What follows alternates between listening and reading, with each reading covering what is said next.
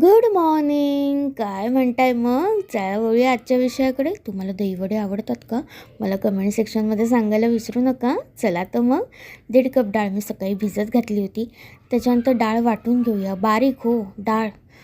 डाळ मस्त जितकी बारीक वाटता येईल तितकी बारीक वाटून घ्या. आणि दहीवडे केलेत ना की मला पण बोलवायला विसरू नका हां. डाळ मस्तपैकी बारीक वाटून झाली की मेन विषय दाखवायचा राहिलाच की हो. दही हो, घरी लावलं आहे बरं का, घरचं दही आहे. आता हिंगाचं पाणी करून घेऊया. पाणी करायला ठेवूया कोमट. हा काय लायटर काय पेटे ना बघा. त्याच्यात कोमट पाण्यात थोडंसं मीठ आणि हिंग घालून त्याच्यामध्ये दह्यामध्ये मीठ, पिठी साखरच घाला हां, नाहीतर दह्याला पाणी सुटेल बघा. लाल तिखट आणि चाट मसाला आणि छान असे खुसखुशीत वडे तळून घेऊया.